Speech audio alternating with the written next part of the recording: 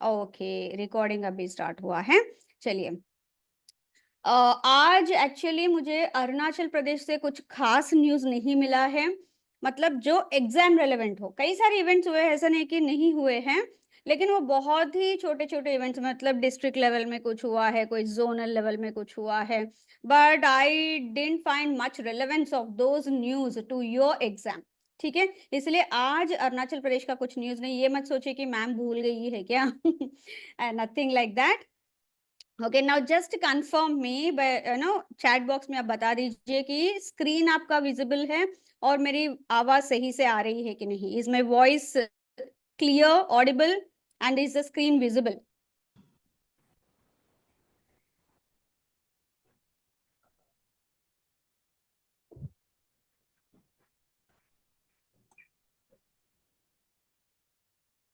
Yes, okay, thank you. Chalo, now we'll focus on our news. India is poised to become world's third largest economy by 2028, and जो इससे पहले Germany third position पे है, that would surpass Germany as well. And who says this? These are according to projections by Morgan Stanley. And उनके projections क्या है? 2023 में हमारा इकोनॉमिक ग्रोथ का प्रोजेक्शन था $3.5 ट्रिलियन। उससे 2026 तक we are expecting that to reach $4.7 trillion. And by 2028 we are expected to reach जो $5 ट्रिलियन का जो हमारा टारगेट था 2025 तक था, that they are saying that will be able to achieve by 2028।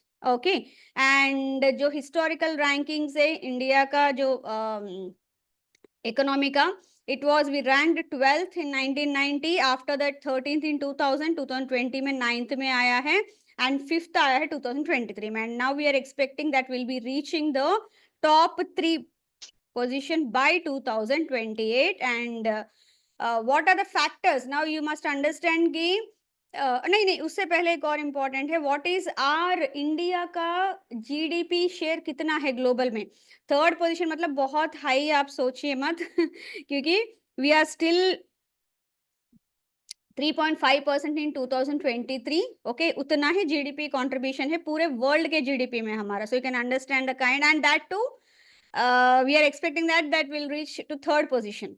Okay, so 2029 में वो 4.5 होने के चांसेस है। दिस आर ऑल प्रोजेक्शंस, ये प्रोजेक्शंस है हमारे। ठीक है, and this projections are given by Morgan Stanley, एक रिसर्च बेस्ड फर्म है। इनके खुद के फाइनेंशियल ये सब बहुत सारे सेक्टर्स में ये है मॉर्गन स्टैनली। ठीक है, now what are the factors जो इस रोबस्ट इकोनॉमिक ग्रोथ को ड्राइव कर रहे हैं? सबसे पहले मैक्रो इकोनॉमिक स्टेबिलिटी। जो भी मॉनेटरी पॉलिसीज है, फिजिकल पॉलिसीज है, they are fostering this stable economic environment. Okay, infrastructure development. Now infrastructure development जो हो रहा है, दैट हैज उसके क्या इम्पैक्ट हो रहा है? That has increased our connectivity and efficiency बाहर वर्ल्ड के साथ, and that has garnered lot of opportunities for Indians. तीसरा है एंटरप्रेन्योरियल एक्सपेंशन। जो स्टार्टअप वाला कल्चर है वो अभी बहुत हाई में है, so rather than everyone depending on few companies for jobs and everything, now they are focusing on खुद का ही कुछ स्टार्ट करके खुद हम लोग जॉब से। ओके, इससे क्या है, एम्प्लॉयमेंट जनरेशन बहुत हाई में है। फोर्थ है पॉलिसी रिफॉर्म्स। जो पॉलिसी रिफॉर्म्स जो कर रही है government, like various initiatives like GST, insolvency and bankruptcy code etcetera, that has added value, and also इससे क्या है, एक बिजनेस क्लाइमेट भी इम्प्रूव हुआ है, and moreover we are attracting good foreign investment. ठीक है, ये हो गया बेसिकली मॉर्गन स्टैनली का रिपोर्ट के बेसिस पे। Moving on to our next, अच्छा one more thing I forgot, ये हमारा न्यूज आर्टिकल आपके लिए दोनों एग्जाम्स के लिए यूजफुल रहेगा, एपीपीएससी के लिए एंड एपीएसएसबी के लिए भी। Okay, moving on to our next news article. The RBI has initiated a comprehensive project to modernize its currency management infrastructure, aiming to meet the future cash requirements of the nation's expanding economy. जो future आगे का जो cash requirements है उसको manage करने के लिए जो अभी इंफ्रास्ट्रक्चर है, RBI is going to focus on that, for which they have initiated a project to modernize that entire infrastructure. Okay, now ये न्यूज आर्टिकल आपके लिए एपीपीएससी के लिए बहुत इंपॉर्टेंट रहेगा, ठीक है। Now this modernisation effort encompasses the establishment of new currency management centres. क्या क्या कर रहे हैं as part of that modernisation? Integration of warehouse automation, enhancement of security and surveillance systems, ये सारे इन्होंने इनिशिएटिव्स लिए हैं as part of this modernisation. Okay, the implementation of an advanced memory management system, memory नहीं, क्या है, एक second, inventory management system, ये छुप रहा था, ठीक है। And the development of a centralized command center, so that इतने सारे इनिशिएटिव्स लेने के बाद there should be some supervisory authority, right. So वो उसके लिए एक सेंट्रलाइज्ड कमांड सेंटर भी they are planning to do. In response to RBI's invitation for expression of interest, 11 entities have submitted their proposals. ठीक है, अब इन्होंने एक एक्सप्रेशन ऑफ इंटरेस्ट की हम लोग ऐसे करने वाले हैं, we are interested in doing this, now we want proposals from you on these, on all these, ये जो स्टार मार्क दिया है, how we can do that, okay, आप कैसे उसमें कर सकते हो, फॉर विच 11 प्रपोजल्स आए हैं, उसमें 6 फॉर्म्स को इन्होंने शॉर्टलिस्ट किया है। ये 11 वाला हमारे लिए एग्जाम के लिए इंपॉर्टेंट नहीं, ये 6 फॉर्म्स हमारे लिए इंपॉर्टेंट है, okay, have been shortlisted to receive request for proposal for consultancy and project management services। क्योंकि अगर इनको खुद से करना है तो फिर उतना एक्सक्यूज मी, उतना उनको फिर लोगों को हायर करना पड़ेगा, वो बहुत तामझाम है। इससे तो अच्छा है थर्ड पार्टी को दे दो ऐसे प्रोजेक्ट, वो पूरा मैनेजमेंट, वो पूरा सेटअप कर देंगे, ठीक है। That's what their plan is. So उसमें 2 तरह के ऑर्गेनाइजेशंस इसमें आए हैं, एक तो state owned enterprises, that is government owned PSUs type, and private firms. State owned में क्या है, engineers India limited and MECON limited, ये दोनों है उसमें। प्राइवेट फर्म से Accenture, Colliers international property services, Pricewaterhouse Coopers and the Boston BCG group, India का parents, ये 6 है वो organisations important. The RBI's modernization plan is designed to address anticipated growth in currency circulation, ensuring adequate storage and efficient handling capacities। जैसे जैसे economy बढ़ेगा, लोग population बढ़ेगा और उनका इंटेलिजेंस बढ़ेगा इकोनॉमी में, in the form of jobs, business, ना व्हाटएवर, उसके लिए कैश रिक्वायरमेंट बहुत हाई रहेगा, even though we are going for digitisation and all that. So in for that case हमें जो कितना प्रिंट करना है, फिर again it all depends on the balancing, right, कि फॉरेन रिजर्व्स कितने हैं एंड इंडिया का करेंसी कितना है, we should not devalue also by over printing. Again जो प्रिंट किया है एग्जिस्टिंग, उसको सही तरह से मैनेज करेंगे, only then will be able to meet the requirements, cash requirements, right. So all that would be done with the help of this modernisation efforts. This initiative aligns with global trends such as several central banks have faced challenges due to increasing volumes of banknotes and associated costs and security risks. So दूसरों के इससे सीख रहे। Countries such as Austria, Egypt, France, Germany, Hungary, Indonesia, Japan, Malaysia, and the US have proactively modernized their currency management infrastructure to tackle these issues. So we are going in those lines only, so as to enhance the efficiency, security, and the economic environment stability in our country. Okay. Now moving on to our next news article. Now this would be important for both the exams. Okay, RBI has been honored with the prestigious Digital Transformation Award 2025. किसने किया है ये? By central banking London UK. क्यों दिया है? Because RBI के 2 innovative initiatives है, जो है प्रवाह एंड दूसरा है सारथी। हमने देखा है कल प्रवाह के बारे में हमने पढ़ा है, राइट। सारथी भी उसी तरह का एक इनोवेटिव इनिशिएटिव है, जो सेंट्रल बैंक के इन हाउस डेवलपमेंट टीम ने ही डेवलप किया, ऐसा नहीं कि कुछ बाहर से थर्ड पार्टी कुछ आके किए हैं। ओके, सो इन दोनों डिजिटल इनिशिएटिव्स की वजह से आरबीआई को सेंट्रल बैंकिंग लंदन यूके ने digital transformation award for year 2025 दिया है। The achievement underscores RBI's commitment to leveraging technology for efficient and effective banking operations in India. Now, ये digital transformation award क्या है? It is presented annually. Every year it is presented by Central Banking London. Why? So as to provide that recognition to different central banks of the world that have made significant strides in integrating technology to enhance their financial and monetary operations, जो कि उन्होंने देखा है कि प्रवाह and सारथी में बहुत ही अच्छे से किया है। Now this award acknowledges क्या क्या देखा है इस अवार्ड ने इस पर्टिकुलर एप्स में या फिर पोर्टल इनिशिएटिव्स में use of cutting edge digital solutions जो फाइनेंशियल सर्विसेज को इम्प्रूव करे, क्योंकि प्रवाह का क्या है, वन पॉइंट पोर्टल है वो, मतलब कुछ भी उसमें अप्लाई करते हैं तो एवरीथिंग टिल वो लास्ट में अप्रूवल जब तक वो आता नहीं है हर चीज उसी में कर सकते हैं, 10 बार इधर उधर जाने की जरूरत नहीं है। एनहेंस्ड एक्सेसिबिलिटी, बहुत आराम से कर सकते हैं, बिल्कुल यूजर फ्रेंडली है ये। Strengthening of financial security, so यही टेक्नोलॉजिकल एडवांसमेंट से we have strengthened our financial security as well. So this has helped RBI to modernize financial governance, okay, and banking efficiency as well. Now जो two digital initiatives है उसके बारे में थोड़ा सा मैंने यहाँ नोट्स दे दिया है, जैसे कि प्रवाह, वो एग्जैक्टली क्या है, ये एक डिजिटल पब्लिक इंटरफेस है जो हमने देखा है मेजरली रेगुलेटरी अप्रूवल का प्रोसेस जो होता है, that all can be done under this only, under this platform. दूसरा है सारथी, ये financial awareness and literacy initiative है। ये क्या है exactly, it's an AI powered digital assistant designed to enhance financial literacy and promote informed decision making among consumers, क्योंकि ये एक इंटरैक्टिव चैटबॉट है। जैसे हम क्वेश्चंस पूछेंगे, अच्छा ये कैसे करना है, अकाउंट ओपन कैसे करना है, या कुछ जो भी क्वेश्चंस है हम पूछते रहेंगे तो वो हमें बताता रहेगा बहुत इजीली हमारे खुद के लैंग्वेज में, because it is available in multiple Indian languages. Okay, so and banking के बारे में ही नहीं, साइबर सिक्योरिटी, फ्रॉड प्रिवेंशन के बारे में जो भी हम लोग क्वेश्चंस पूछेंगे, this would help the consumers.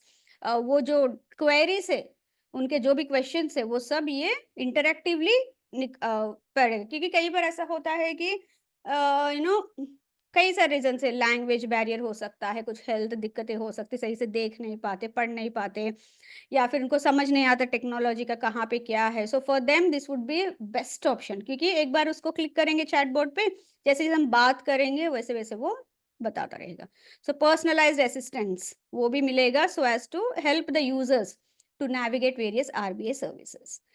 ठीक है, थर्ड दूसरा न्यूज आर्टिकल है, banks write off 16.35 lakh crore in bad loans over the last decade, last 10 years में 2014-15 से 2022-23 तक इंडियन बैंक्स ने 16.35 लाख करोड़ राइट ऑफ किया है। मतलब जो लोन्स डिफॉल्ट किए हैं, एनपीए हो गए हैं, तो उनको नॉन परफॉर्मिंग एसेट्स वो हो गए, उनको बिल्कुल अपने बैलेंस शीट से हटा दिया है। राइट ऑफ मतलब वो उसमें दिखाएंगे नहीं, अगर दिखाएंगे नहीं तो नेगेटिव में नहीं जाएगा। So in order to elevate the balance sheet का जो वो है स्ट्रेंथ, वो उसको एलिवेट करने के लिए this is done, but again after following good number of protocols.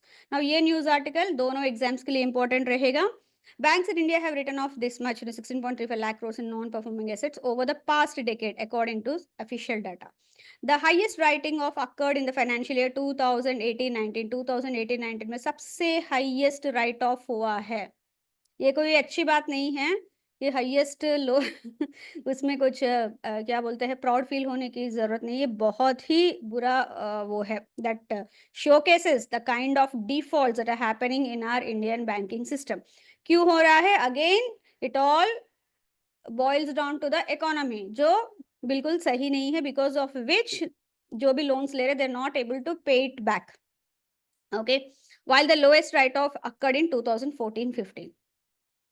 ठीक है, ये लोएस्ट है एंड ये हाईएस्ट है। Despite this write off banks continue their efforts to recover dues from the defaulting borrowers. ये तो उनको करना ही है, कोई ऑप्शन ही नहीं है, but these are the figures that you have to remember for both the exams. Now, the 15th edition of QS World University Rankings by Subject has been released, showcasing the performance of global institutions across various academic disciplines, जैसे engineering, medical, dentistry, science and technology, general, उस तरह से हर एक sector में world university rankings का, world पूरे world में top 100 कौन से है, टॉप 50 कौन से है, उस तरह से रिलीज करते हैं। एवरी ईयर आता है ये डाटा, एंड दिस हेल्प्स, एक तो सबसे पहले यूनिवर्सिटीज जो है उनको समझ में आता है कि where they stand and how they can improve themselves, competitive spirit. दूसरा, कंट्रीज को उनको समझ में आता है you know what more can be done, उनका एजुकेशन सिस्टम कहाँ पे स्टैंड आउट होता है, and what more can be done to improve them through policies. Okay, now this ये 15th एडिशन है इसका, क्यूएस वर्ल्ड यूनिवर्सिटी रैंकिंग्स ये QS का भी मैं अभी बता देती हूँ फुल फॉर्म क्या है, क्वार्टरली ऐसे कुछ तो है, एक सेकेंड।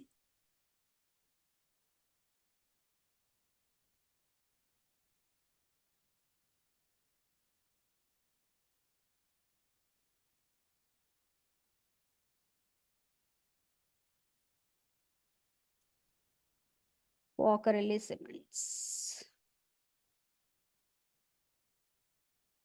यस।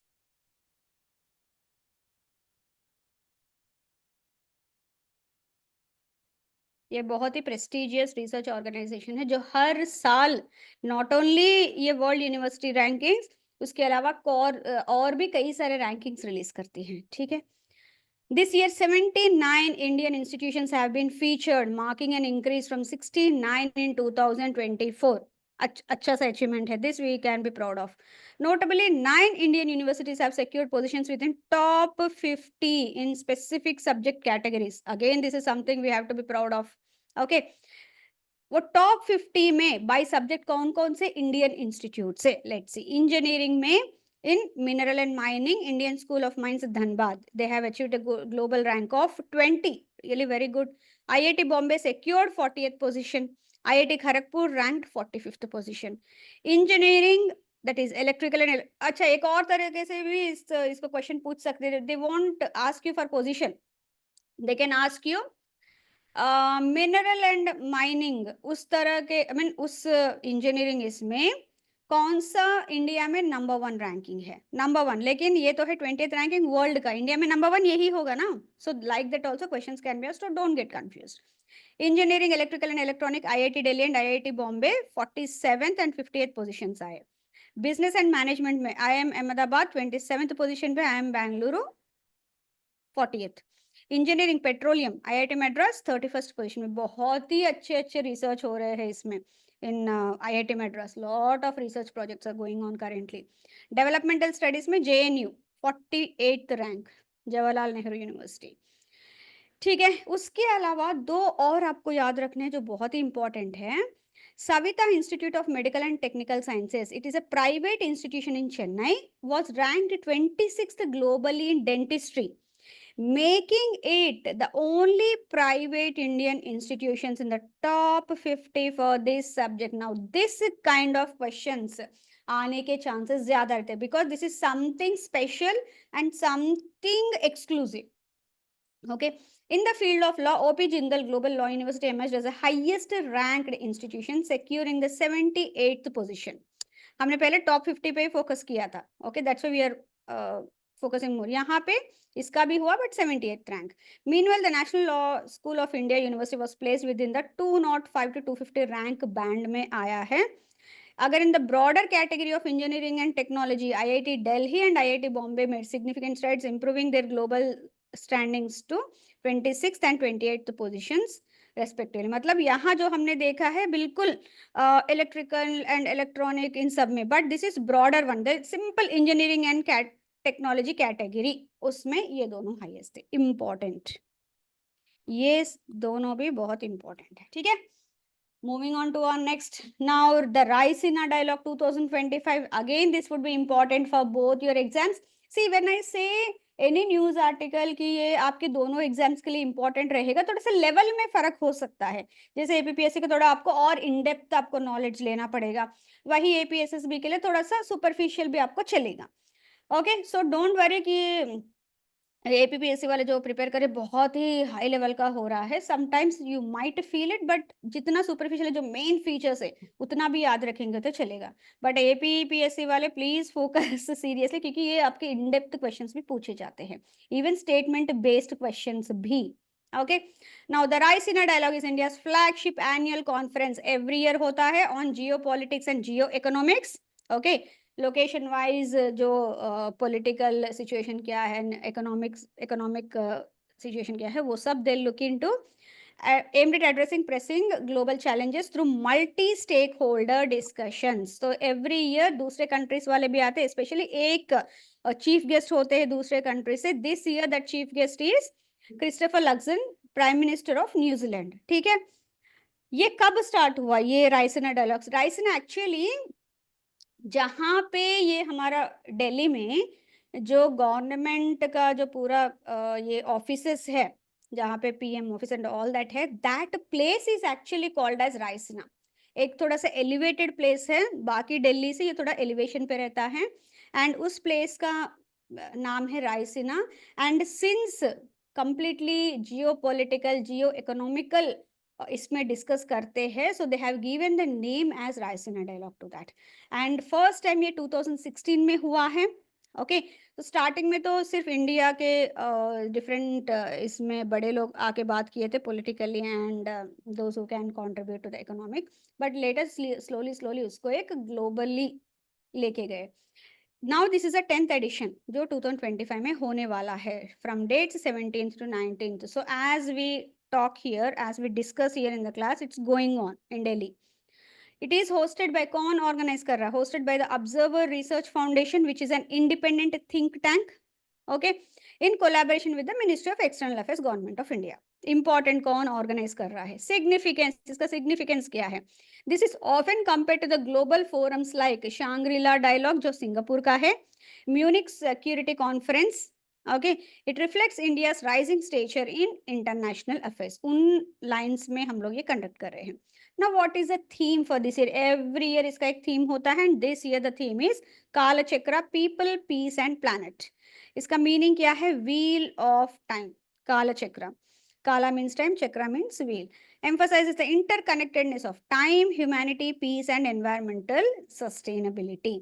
ओके, ना फोकस एरियाज क्या है, क्या क्या डिस्कस करेंगे? कुछ तो हम बोल रहे हैं जियो पॉलिटिक्स एंड जियो इकोनॉमी, क्या क्या आते हैं इसमें? जियो political shifts and diplomacy, sustainable development and climatic action, technological advancements, especially focusing on AI, cyber security and digital governance, global trade and economic resilience, peace building and conflict resolutions. Now ये सारे इनके focus areas है. Now all this they'll discuss that through 6 key pillars. Politics interrupted, that is shifting global power dynamics, जो ये planet in peril, climate change, energy security and sustainability is second focus area. Digital dawn, third focus area, technological advancement देखते हैं. Trade as a weapon, global trade and economic resilience. New development, global's South's role in shaping development paradigms, जो South Asia में भी सबसे south में India आता है. So global South role, India's role in simpler terms. Peace by pieces. So ऐसा नहीं कि पीस एक बार में आएगा, छोटे छोटे हम लोग काम करते रहेंगे, छोटे छोटे अपने तरीके से, that will add to the overall peace of the world. So strategies for conflict resolution and global stability. So very good pillars, actually ये इंपॉर्टेंट है आपके लिए अगेन. ठीक है, 6 pillars. Moving on to our next news article. कहीं पे कुछ doubts है तो प्लीज कीप ऑन आस्किंग में, ऐसा कुछ नहीं है. ठीक है, yes. 14th Asian Defense Ministers Meeting plus ADMM plus Experts Working Group on Counter Terrorism. So Asian का Asian, it's an association of Southeast Asian nations. ये एक regional intergovernment organization है जो 1967 में फॉर्म हुआ था. Initially by Indonesia, Malaysia, Philippines, Singapore and Thailand. उसके बाद इंडिया भी इसमें एज ए मेंबर काम करता है. Rather than as a member, as an observer, expanded to included Brunei, Cambodia, Laos, Myanmar, ऐसे कई सारे members उसमें join हो गए. Currently इसमें 10 members है. ठीक है. Now इनके जो एशियन ग्रुप के members है, उनके डिफेंस मिनिस्टर्स, ओके, वो they have conducted a meeting, expert working group meeting, जिसमें जो डिफेंस एक्सपर्ट्स है वो सारे आएंगे. They will discuss on how to counter the terrorism. कब के लिए स्केड्यूल्ड है? मार्च 19th to 20th, मतलब कल परसों में होगा. लोकेशन कहाँ पे है? न्यू दिल्ली. पर्पस क्या है इसका? To deliberate and strategies on counter terrorism measures for the 2024-2027 cycle. जैसे कंट्री है ना, हर कंट्री का अपना एक पॉलिसी होता है, ये एशियन ग्रुप का भी एक साइकिल होता है. हर साइकिल में वो कई सारे इश्यूज डिस्कस करते हैं सारे members and try to come out with some strategic solutions. उसमें अभी इनका साइकिल चल रहा है 2024-2027 का. ठीक है. इसका सिग्निफिकेंस क्या है? Highlight India's growing role in regional security cooperation. दूसरा है ASEAN's focus on combating terrorism. And सबसे इंपॉर्टेंट बात ये है कि इसमें ये इंडिया का फर्स्ट टाइम है को chairing the EWG on counter terrorism. अभी तक नहीं किया है जब से इसका फॉर्मेशन हुआ है. ठीक है, ये first time now this is something we should be proud of and actually important also for your exam. Co-chairs कौन है? इंडिया एंड मलेशिया दोनों ही को चेयर है फॉर दिस मीटिंग, मतलब जितने भी मेंबर्स है इनके लिए ये चेयरमैन टाइप के, यू कैन अंडरस्टैंड दैट ये हेड है। ठीक है, ये हो गया हमारा 14th एशियन। नेक्स्ट आता है India smartphone exports have experience a remarkable surge in the first 11 months of the fiscal year 2024-25, okay, reaching 1.75 trillion rupees, approximately 21 billion dollars। ये भी आपके दोनों एग्जाम्स के लिए इंपॉर्टेंट रहेगा। ओके, एक्चुअली हमारा प्रोजेक्शन था जो एक्सपोर्ट्स का है, Indian smartphone exports, it was 20 billion dollars, लेकिन 11 मंथ्स में इनका अभी पूरा 12 मंथ्स भी कंप्लीट नहीं हुए, we have achieved, overachieved actually. Okay, so ये जो minister of electronics and information technology Ashwini Vaishnaw है, उन्होंने रिवील किया है। So the export figures represent a substantial 54% increase compared to the same period in the previous financial. So last year से 54% high पे हम लोग चल रहे हैं। ठीक है, now इसका सबसे बड़ा contributor कौन है ये increase का? A major driver of this export growth is Apple Inc., which has significantly expanded its manufacturing footprint in India.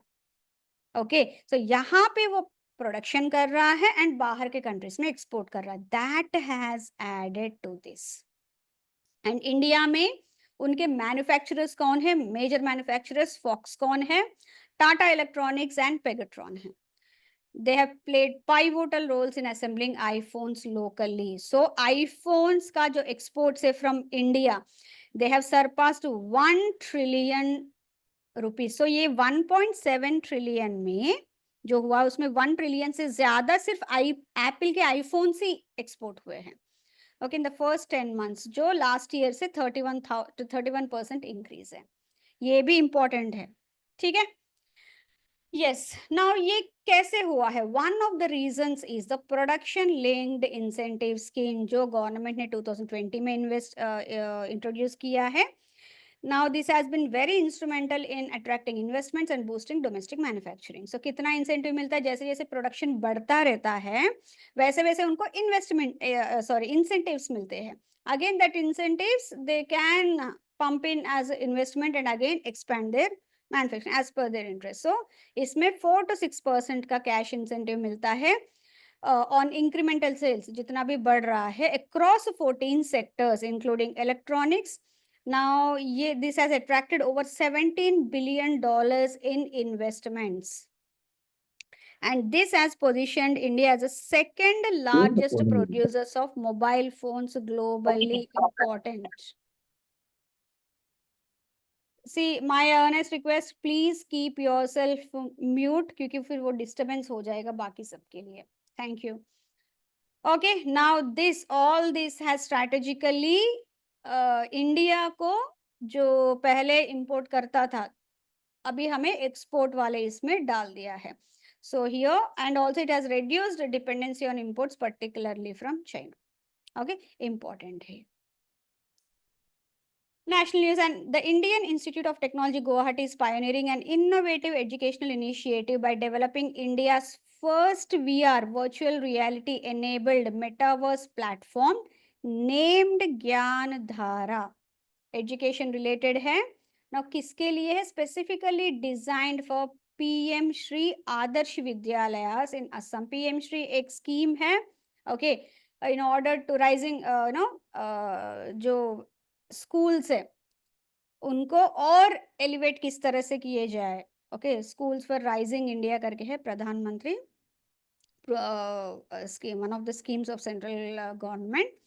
Okay, ना उसमें जो स्कूल से आदर्श विद्यालय से असम उनके लिए IIT गुवाहाटी ने ये ज्ञान धारा वाला VR enabled metaverse platform develop किया है। Now it's a collaborative effort of the Ministry of Science and Technology, Assam Government's Department of Education. ठीक है, एंड अभी ये पायलट इम्प्लीमेंटेशन पे चल रहा है। ओके, मतलब ये अभी 2025 क्लोज होने से पहले they will launch this in 56 PM Shri schools across Assam, जो टारगेट करेगा क्लासेस 8 to 12, मतलब रियल इसमें वो पढ़ाई करवाना जो भी है। ओके। नाउ ऑब्जेक्टिव्स क्या है, सबसे इंपॉर्टेंट है एनहांसिंग एजुकेशनल एंगेजमेंट, क्योंकि इंटरैक्टिव 3D एनवायरनमेंट के साथ पढ़ाएंगे तो इम्पैक्ट अच्छा पड़ेगा. Promoting curiosity and creativity. Now, once they experience this kind of 3D environment, उनको सब्जेक्ट और भी अच्छे से समझ में आएगा. That will lead to their increasing curiosity and creativity as well. तीसरा है लोकल लैंग्वेज इंटीग्रेशन. नाउ जो भी एक कंटेंट डिलीवरी होगा as part of this Gyan Dhara, that would be in local languages, so that सबको ये आसानी से समझ में आए. एंड इसमें टेक्नोलॉजिकल फ्रेमवर्क जो होगा, that would provide immersive learning experiences to the students which is completely beyond traditional teaching methods, जो बिल्कुल 2D में होता है हमारा नॉर्मल, तो 3D में कुछ अलग सा ही होगा. And experiential learning, they are experiencing that. Okay, so future prospects क्या है, पहले तो ये पायलट में चलेगा, that they are planning to expand it across Assam. After that they are planning to do it across India. ठीक है. Now, another news, Patanjali Ayurveda led by Yoga Guru Ramdev has strategically expanded into the general insurance sector. जो हमारे ये general insurance होता है, like vehicle insurance etcetera, by acquiring a majority stake in Magma General Insurance. ये भी दोनों exams के लिए इम्पोर्टेंट रहेगा. And this they are doing in collaboration with the Dharampal Satyapal group, DS group. ये भी कई सेक्टर्स में है, लेकिन सबसे ज्यादा इनका हाईलाइट होता है वो गुट का कुछ ये बनाते हैं. The transaction is pending regulatory, अभी रेगुलेटरी अप्रूवल्स के लिए पेंडिंग है, बट स्टिल ऑलमोस्ट डन है, वो तो आना ही है. So Patanjali Ayurveda and DS Group will acquire a combined 98% stake in Magma General Insurance, with Patanjali Ayurveda becoming the promoter entity. जो मेन एंटिटी प्रमोटर जो है पतंजलि आयुर्वेद ही होगा. करंटली ये मैग्मा इंश्योरेंस कंपनी एक 70 इंश्योरेंस प्रोडक्ट्स रिलेट कर रहा है, related to general insurance like vehicle, health, home, fire, marine and liability. ना इससे क्या वैल्यू ऐड होगा, एक तो डाइवर्सिफिकेशन ऑफ पतंजलि आयुर्वेद, जो पहले सिर्फ आयुर्वेद के लिए जाना जाता था, and later they have ventured into, Ruchi Soya को भी उन्होंने एक्वायर किया था. उसके बाद they ventured into that oil business, Patanjali oil, mustard oil का, एंड कई सारे तरह तरह के ऑयल्स का बिल्कुल हाई पे लेके गए उसको. उसके बाद उनका मार्केट एक्सपेंशन, जो ऑलरेडी उनके अच्छे खासे रिटेल आउटलेट्स ना, why not use them for pushing these products, तो वो भी उनका एक प्लान है. नेक्स्ट आता है Kanger valley national park, located in the Bastar district of Chhattisgarh, has achieved a significant milestone by being included in the UNESCO's tentative list of world heritage sites under the natural category.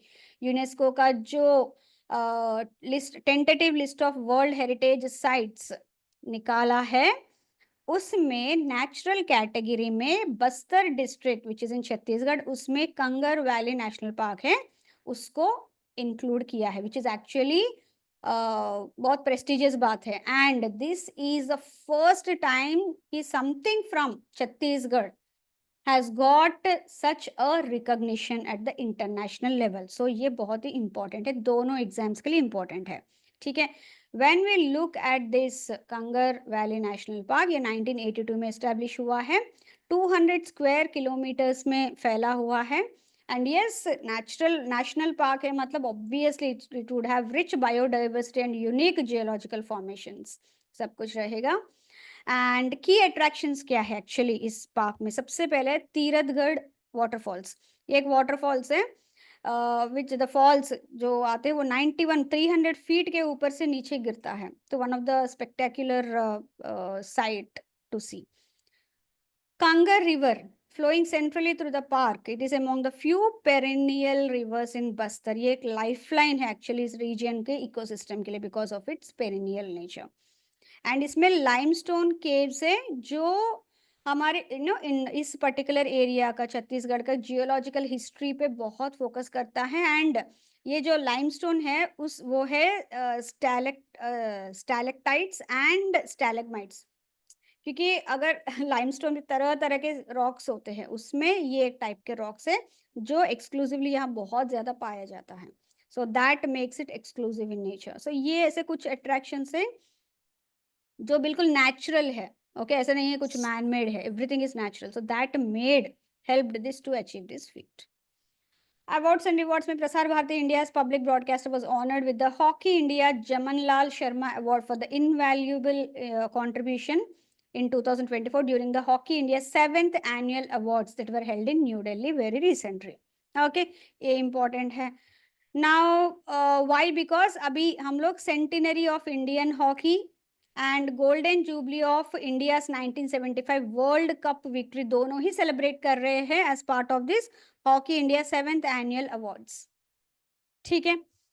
Now इस बार इन्होंने 12 crores worth total prize pool distribute किया है which actually is highest ever in the history of hockey India annual awards जो पिछले 7 साल से चल रहे हैं. ठीक है. नाउ इसके साथ साथ प्रसार भारती का ही नहीं और भी कई सारे अवार्ड्स दिए गए हैं like 1975 world cup winning team के लिए कैश प्राइज दिया गया है no and they have felicitated them. Player of the year awards have also been given away.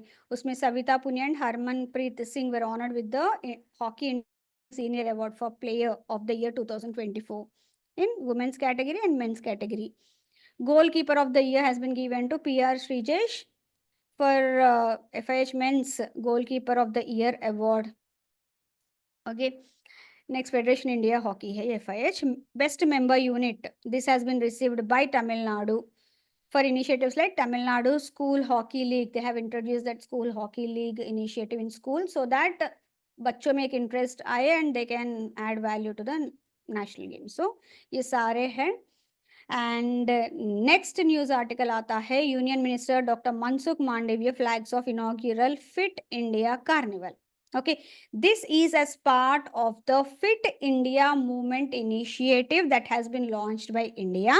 Okay, उसी के अगेंस्ट ये फिट इंडिया कार्निवल लॉन्च किया गया है and this is the first ever carnival launched at JN State, that is Jawaharlal Nehru Stadium, New Delhi. Important for both the exams. ये 3-day fitness and wellness का festival है majorly to promote an active lifestyle and combat obesity, which is the main initiative of the Fit India movement. इसमें क्या है what is the key highlight of this? The Khelo India Para Games are set to take place in Delhi from March 20th to 27, 2025, as part of which only this initiative has been taken by sports, Fit India movement का जो है उसके साथ साथ sports authority of India Sai ने भी इसमें involve हुआ है इस पर्टिकुलर कार्निवल में, फर्स्ट ऑफ इट्स काइंड, इसलिए इंपॉर्टेंट है. नाउ फिट इंडिया मूवमेंट क्या है? सी कई बार ऐसा हमें लगता है कि कोई क्वेश्चन पूछा है एग्जाम में. Now for example fit India movement का ही देख लेते हैं. फिट इंडिया मूवमेंट के ऊपर एक क्वेश्चन पूछा है लेकिन ये कब लॉन्च हुआ? 2019 में लॉन्च हुआ, राइट? फिर आपको लगेगा यार ये तो 10 साल पुराना भी, 5-6 साल पुराने भी क्वेश्चंस पूछ रहे हैं. They're asking very old from old content. Why? Examiner को इतना टाइम रहता है कि वो पूरा वो सब निकाल के मैं वहां से पूछूं यहाँ से पूछूं? No, whatever that is being highlighted in the regular current affairs उसी में से वो पूछते हैं. नाउ न्यूज आर्टिकल क्या है? इतना ही है न्यूज आर्टिकल और कुछ भी नहीं दिया है. Now here but there is an highlight of fit India movement initiative. Okay, इतना दिया है और कुछ नहीं. नाउ इस पे से क्वेश्चन पूछने के चांसेस है. दो इट हैज बीन लॉन्च्ड, बहुत पुराना है, but still it has been in news. तो आपका ये रिस्पॉन्सिबिलिटी बनता है कि ऐसा कुछ इनिशिएटिव्स वो हाईलाइट हो रहे हैं रेगुलर करंट अफेयर्स में, डेफिनेटली एक बार देख लीजिए. ज्यादा इन डेप्थ नहीं पूछेंगे ऐसे questions, but still you have to make sure that you will go through that kind of content. जैसे इससे पहले PLI स्कीम के बारे में मैंने थोड़ी बहुत हाइलाइट्स दे दिया है आपको. Why? उसमें कुछ नहीं दिया है, सिर्फ उन्होंने वो भी एनालिसिस जब करते हैं ना तब दिया था कि हो सकता है ये एक ऐसा स्कीम है जिसकी वजह से हमारा इंडिया का स्मार्टफोन एक्सपोर्ट्स इंक्रीज हुए हैं, मैन्युफैक्चरिंग इंक्रीज हुआ है एंड दैट एक्सपोर्ट इंक्रीज हुआ है. बस एक सेंटेंस दिया है, बट उसमें से क्वेश्चंस आने के चांसेस बढ़ेंगे. ठीक है. तो जब आप लोग कुछ करंट अफेयर्स कर रहे हो, अगर खुद से भी कर रहे हो, तो if you come across any such thing जो इम्पोर्टेंट, एक्चुअली ये वेरी वेरी इंपॉर्टेंट इनिशिएटिव है इंडिया के लिए, सो डेफिनेटली आप एक बार इसको देख लीजिए कि इससे क्वेश्चंस पूछने के चांसेस हाई रहते हैं. ठीक है. नाउ फिट इंडिया मूवमेंट क्या है? Majorly to promote healthier and more active lifestyle among Indians. This was launched. Now ये इंडिविजुअल्स का ही नहीं, स्कूल्स, वर्क प्लेसेस, कम्युनिटी, सबके लिए एक फिटनेस रूटीन, ये सब उनके डेली लाइफ्स में होना चाहिए करके इन्होंने लॉन्च किया था। And they have roped in lot of influential people also to propagate propaganda this. Okay, इसका इम्प्लीमेंटिंग एजेंसी कौन सा है? Ministry of youth affairs and sports, government of India का जो मिनिस्ट्री है। Now this ministry, this executes various programs through collaboration like with SAI। अभी जो हमने देखा है, this they have done with SAI, that is Sports Authority of India के साथ किया। इस तरह से मिनिस्ट्री ऑफ एजुकेशन के साथ, स्कूल्स में, यूनिवर्सिटीज में, ministry of health and family welfare के साथ, वर्क प्लेसेस में, डिफरेंट कम्युनिटीज में, मिनिस्ट्री ऑफ आयुष के साथ, अगेन प्रमोटिंग योगा एक्सेट्रा, ये सब इनके साथ कोऑर्डिनेट करके कर रहा है, ऑर्गेनाइज कर रहा है different programmes. One of those programmes only is the fit India carnival. Okay, उसके बाद एक फिट इंडिया कमिटी भी है which comprises government officials, fitness experts and stakeholders. This will oversee its implementation and expansion। किस तरह से और नए नए इनोवेटिव आइडियाज लाके इसको एक्सपैंड करना है वो देखते हैं। ओके, नेक्स्ट फिटनेस कैंपेन्स, क्या क्या फीचर्स है? फिटनेस कैंपेन्स ऑर्गेनाइज करते हैं। फिट इंडिया सर्टिफिकेशन है, जो मीन स्कूल्स में जो कैफेटेरियाज होते हैं वो सही से हेल्थ स्टैंडर्ड्स मीट कर रहे हैं कि नहीं, हेल्दी फूड प्रोवाइड कर रहे हैं नहीं, उसके बेसिस पे they be given fit India certification. अच्छा, इनके स्कूल में बहुत ही अच्छा न्यूट्रिशियस फूड अवेलेबिलिटी है, जंक फूड कम है करके। So उस तरह से they are trying to motivate, that's it. Collaboration, as I said, इन सब के थ्रू। इसके अलावा कुछ और इवेंट्स हो रहे हैं, जैसे खेलो इंडिया इवेंट है, वहां पे भी फिट इंडिया का कुछ ना कुछ वो इवेंट करवाते हैं, so as to increase awareness. ठीक ठीक है। ओके, किसी ने पूछा है नोट्स मिल जाएगा क्या? मैं तो ये पीडीएफ में टीम को प्रोवाइड कर रही हूँ, आप सर से पूछ लीजिए। I think they will be providing you with the PDF as well after the class. ठीक है, yes. Coming to now, done, all done। Now we'll be doing the questions। ठीक है, all set। I want everyone to participate in this। तो बिल्कुल कोई lags नहीं, try कीजिए। there's no one to judge you, participate and try। according to Morgan Stanley, India is projected to become the world's third largest economy by 2028। now surpassing which country? ये तो हमें पता ही है प्रोजेक्शन, किस country को सरपास करने वाला है?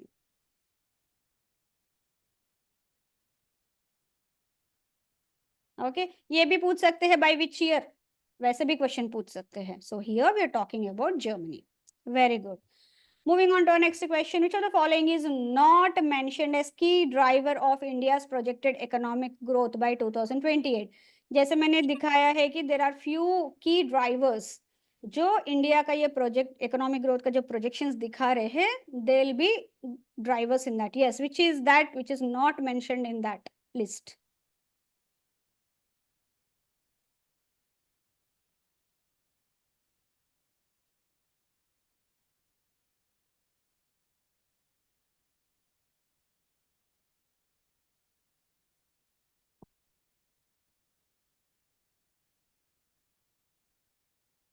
Think and answer।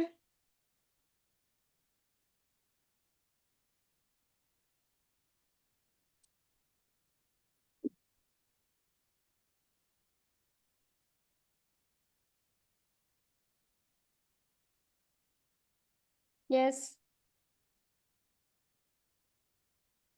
सब लोग डी क्यों बोल रहे हैं? हमने डिस्कस किया है मैक्रो इकोनॉमिक स्टेबिलिटी के बारे में। We have discussed about infrastructure development along with examples. We have said policy reforms भी, सबसे इंपॉर्टेंट तो पॉलिसी रिफॉर्म्स है। जब तक हम अपना समझ के based on the national and international basis, जब तक ये रिफॉर्म्स नहीं होंगे, how we can contribute to the projected economic growth? Right, policies तो बहुत इंपॉर्टेंट है, बट यहाँ पे expansion of the agriculture sector ये है ही नहीं। They are, this is not a key driver. हो सकता है driver, no doubt, but key driver में नहीं आता है। Okay, so it would be the B correct answer. Moving on to our next question, which of the following is not one of the 6 firms shortlisted with RBI for consultancy and project management services in its currency management modernization initiative? Yes, हमने सारे discuss किया है। कौन से public sector भी हमने देखा है, प्राइवेट से भी देखा है हमने। ओके, ये पब्लिक सेक्टर वाला है।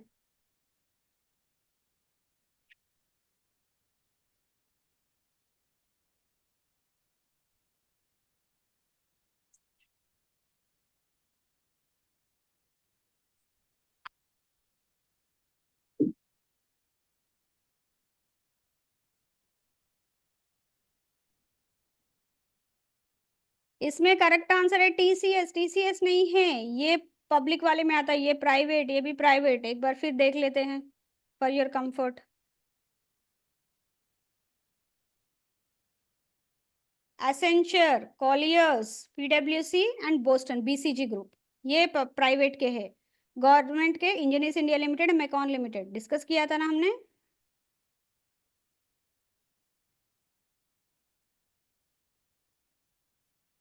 ओके, थोड़ा सा ध्यान रखिए। What is the primary objective of RBS currency management modernisation initiative? इनका मेजर गोल क्या है? Why they are going for this?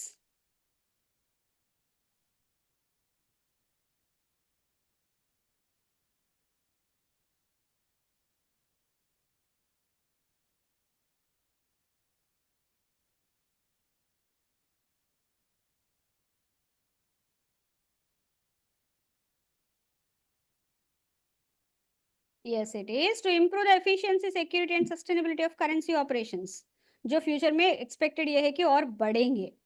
ठीक है, which of the following digital initiatives developed by the RBI?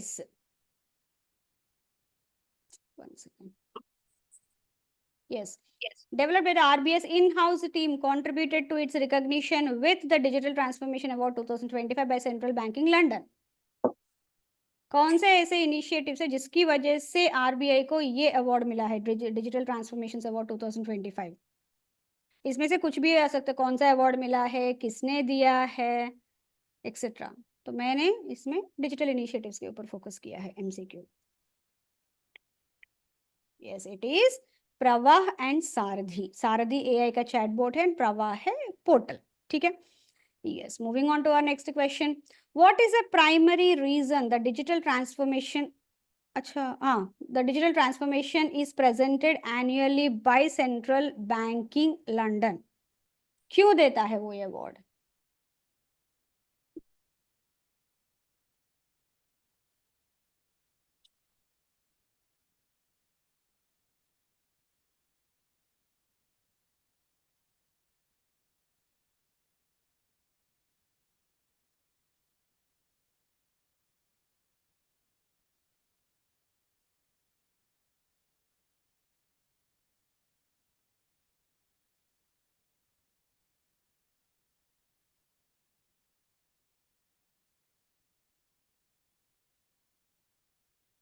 Yes, it is due to all central banks that successfully integrate technology to enhance the financial and monetary operations. Yes, this is T. At which event was Prasar Bharati honored with the Hockey India Jamanlal Sharma Award for Invaluable Contribution 2024? Yes.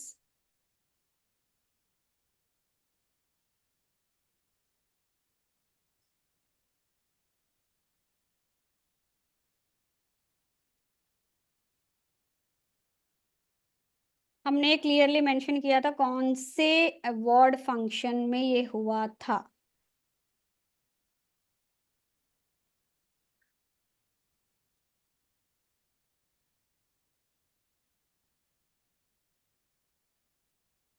Yes, इतने सारे हो तुम लोग, अभी मुझे answer ही नहीं आ रहे हैं। Again once again I want to highlight कि आपका आंसर गलत है, सही है, नोबडी इज गोइंग टू जज यू। ओके, सो प्लीज आप इन्वॉल्व होइए, सो दैट इससे क्या है, आपका खुद का रिकॉल ही हाई हो जाएगा जब एग्जाम में यही क्वेश्चन पूछा गया, फॉर एग्जाम्पल। ओके, अगर आपने यहाँ पे गलत ही आंसर दिया है, नो प्रॉब्लम। ओके, लेकिन जब मैं आंसर बोलूंगी तो आपके एक दिमाग में रह जाएगा वो कि हाँ अच्छा मैंने ये गलत किया है तो ये करेक्ट आंसर है करके, तो उससे आपका रिकॉल वैल्यू भी बढ़ेगा। जिन्होंने सही दिया है उनका तो ठीक है, आ जाएगा। सो प्लीज, गलत भी हो तो कोई प्रॉब्लम नहीं है, there is no one to जज you, please. So here Hockey India 7th annual awards में पहली बार 12 crores वर्थ अवार्ड्स दिए थे ना, हाईएस्ट एवर।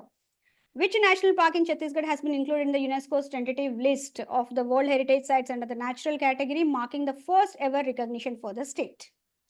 Now यही क्वेश्चन पूछा जा सकता है कि they can give you the name of this park and ask you where is it located, कौन से स्टेट में है, ठीक है? तो either way the question can be asked. और दे कैन आस्क कि छत्तीसगढ़ का नाम लाएंगे नहीं, जैसे कि यूनेस्को को tentative list of world heritage sites में नेशनल कैटेगरी में एक नेशनल पार्क रिसेंटली जुड़ा हुआ है, highlighted, which is that? So the question इसी को 3-4 तरीके से पूछ सकते हैं. So here we are talking about Kanger valley national park.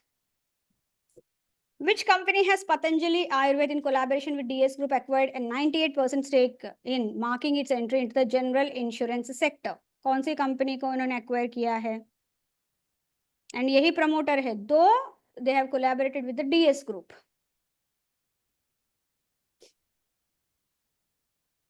Yes, it is Magma General Insurance, उनके साथ उनसे लिया है. What is the name of the India's first, one second, first VR enabled metaverse platform designed for PM Shri Adarsh Vidyalayas in Assam? अभी 50+ schools में ये करने वाले हैं by the end of this year. Later they will expand पूरा UP के, sorry Assam के लिए, एंड लेटर इंडिया के लिए. Yes, it is Gyandhara. Okay. Over the past decade, Indian banks have written off 16.35 lakh crores in NPS. In which financial year was the highest, that is 2.36 lakh crores written off? कौन से year में highest इन्होंने right of किया है? यहाँ पे again देखिए, हम लोग कर रहे हैं एक ही question, but you are getting content for 2 to 3 questions. They can ask you total right of कितना हुआ है एनपीएस में, या फिर इस तरह से पूछ सकते हैं कि जो सेम क्वेश्चन जो मैंने पूछा है, तो अलग अलग तरीके से क्वेश्चन पूछ सकते हैं, and from the same content that has been provide. So एक क्वेश्चन में 2-3 क्वेश्चंस और बन सकते हैं. So here yes, it is 2018-19 जो सबसे हाईएस्ट राइट ऑफ हुआ है. 2014-15 में सबसे लोएस्ट हुआ है. In the 15th edition of the QS Cocherelli-Simons World University Rankings by Subject, which private Indian institution was ranked 26th globally in dentistry, making it only private Indian institution in the top 50. इसी को पूछ सकते हैं कि उस institution का rank कितना आया है. Okay, so same question can be asked in different वे.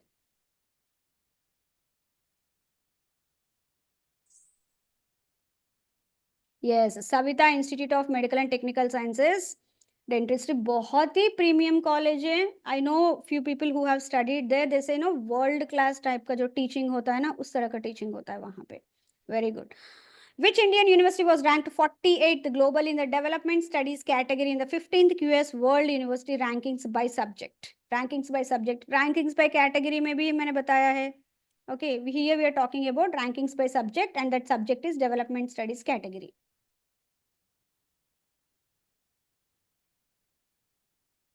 बहुत इजी क्वेश्चन है,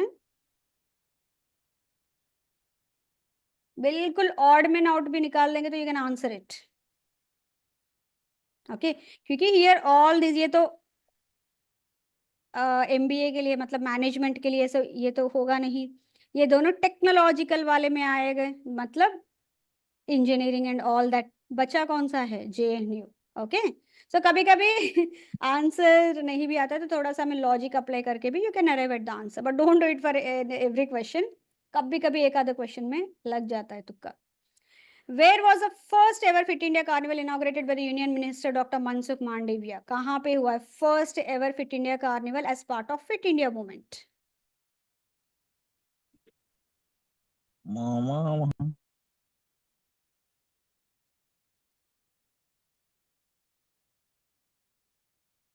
Yes, ये हुआ था. And with whose association they have launched this?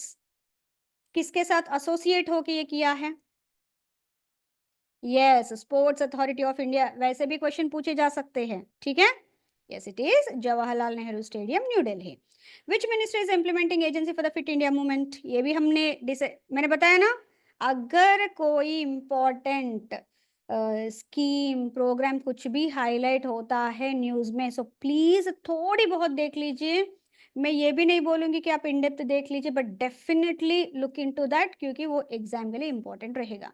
Even if the programme और scheme launch 10 years back, 20 years back, क्योंकि हमने ये देखा है, मैं 7 years से कर रही हूँ करंट अफेयर्स, कई बार ऐसा हुआ है कि बिल्कुल वो लाइमलाइट में है ही नहीं। मतलब एक बार तो एक क्वेश्चन पूछा गया था related to the Indian diaspora, मतलब इंडिया से, और प्राइम मिनिस्टर जो नरेंद्र मोदी जी है वो गए थे US, and he met with the that, वहां पे जो भी हमारे डायस्पोरा है, ठीक है, एंड वहां पे उन्होंने एक कुछ स्कॉलरशिप स्कीम के बारे में बात किया था। मतलब एक ही सेंटेंस आया था उसमें, पूरे उनके स्पीच में, ओके, एंड उसके ऊपर 3 क्वेश्चंस आए थे एग्जाम में। सो पैसेज बेस्ड क्वेश्चन आया था उसके ऊपर। सो you can understand the kind of importance. वो स्कीम लॉन्च होता कभी 25-30 years बैक, अभी तो 30 years भी कंप्लीट हो गए उस स्कीम को लॉन्च हुए, उस टाइम तो कुछ 20 years प्लस था, और कहीं पे भी कोई बात नहीं हुई थी, जस्ट उनके स्पीच में कहीं पे वो हाईलाइट हुआ था 1-2 बार। तो इम्पोर्टेंट है, मतलब वो डायस्पोरा का वो इम्पोर्टेंट इवेंट था हमारे इंडिया के लिए उस टाइम के लिए। सो वो भी इम्पोर्टेंट ही रहेगा वो स्कीम, ठीक है। Yes, here we are talking about ministry of youth and youth affairs and sports. Who is the chief guest at the Raisina Dialogue 2025, India's flagship geopolitical and geoeconomic conference? कहाँ पे हुआ, क्यों हुआ, उसका event number क्या है, okay. उसके साथ साथ अगर कुछ ऐसे चीफ गेस्ट टाइप का कुछ है तो वो, ये सारे इंपॉर्टेंट रहेंगे, और इसके 6 पिलर्स जो है वो जरूर याद रखिए। And here Christopher Luxon, prime minister of New Zealand, attend किए हैं। The Raisina Dialogue 2025 India's premier conference on Jio politics and Jio economics is being organised under which theme? Yes,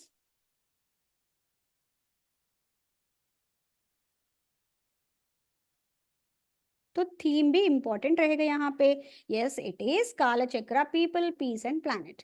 which country is co chairing the 14th Asian defence ministers meeting plus expert working group on counter terrorism alongside India in 2025?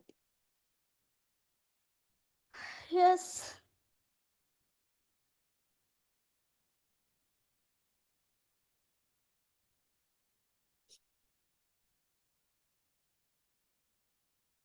yes, we have co-chaired with, okay, yes, 1928 को है ये, मतलब कल परसों नहीं है। Yes, Malaysia है, हम को चेयर कर रहे हैं मलेशिया के साथ। which significant milestone did India achieve at the 14th ADMM plus experts working group on counter terrorism 2025? क्या अचीव किया हमने, ये भी मैंने स्पेसिफिकली हाईलाइट किया है।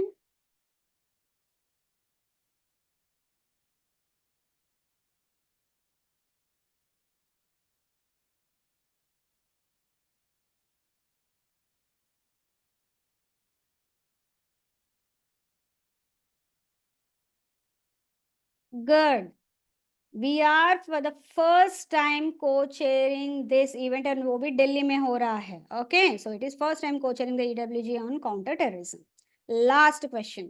Which global tech giant has played a pivotal role in driving India's smartphone export surge in financial year 25, with its exports surpassing 1 trillion in the first 10 months?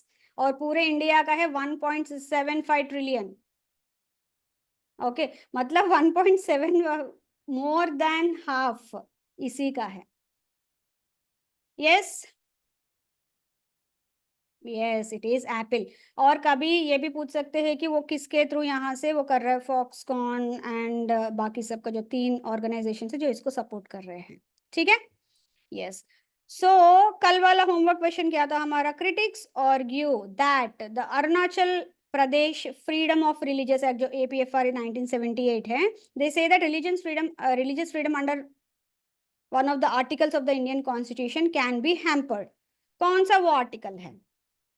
Now, जब भी whenever you talk about article, सबको थोड़ी बहुत idea होना चाहिए, and whenever we talk about religious freedom, it is article 25, ठीक है। Now, आज का होमवर्क क्वेश्चन है, which scheme introduced by the Indian government in 2020 has played a pivotal role in attracting investments and boosting domestic manufacturing, making India the second largest producer of mobile phones globally? अभी answer मत कीजिए, tomorrow we'll discuss on this. Okay. Yes, so this is all from my end today. Thank you very much. Yes, now the forum is open for your queries, questions, comments on today's session, suggestion, everything, whatever that you want to say to me. I'm stopping the sharing now. Okay, yes.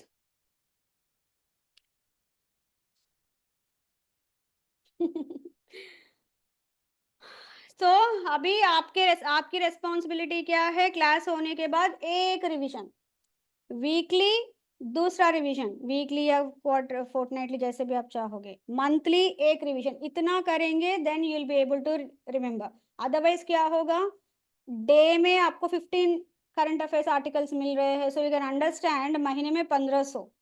Okay, सो 1500 उस तरह से आपको at least 6 months का news articles आप सोच लीजिए, the kind of amount of content that you have to memorise. तो उसके लिए revision is the key to your success. So please revise. RT के आपको पीडीएफ मिल जाएगा, पंकज सर आप लोगों से शेयर कर देंगे. आई हैव ऑलरेडी प्रोवाइडेड, जहां तक मुझे आइडिया है ना, सर सेट की शेयर करेंगे. वीडियो भी आपको मिल जाएगा, फिर से आप देखना चाहते हो तो ठीक है, लेकिन उसके एक 1 डे का टाइम लगता है, क्योंकि फिर जाएगा वो आपके यहाँ पे अपलोड होगा and all that. Okay, so shall I wind up या फिर कुछ क्वेश्चंस हैं?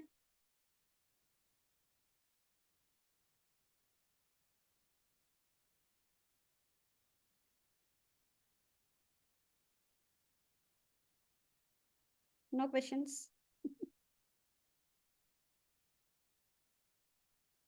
आरटी के मैं एक बार सर से भी बात करती हूँ, जहां तक मुझे आइडिया है मिलेगा आपको पीडीएफ, डोंट वरी. आप पहले अभी क्लास में फोकस कीजिए, वीडियो तो मिल ही रहा है, will look at PDF as well, don't worry. But पहले जो इम्पोर्टेंट है उस पर फोकस कीजिए रादर देन फ्यूचर का जो है. ठीक है, ओके, ठीक है. Thank you very much, you have been a great audience. अच्छे से आप पढ़िए, रिवाइज कीजिए. Thank you very much once again. Have a great day ahead. Please take good care of yourself. Bye bye.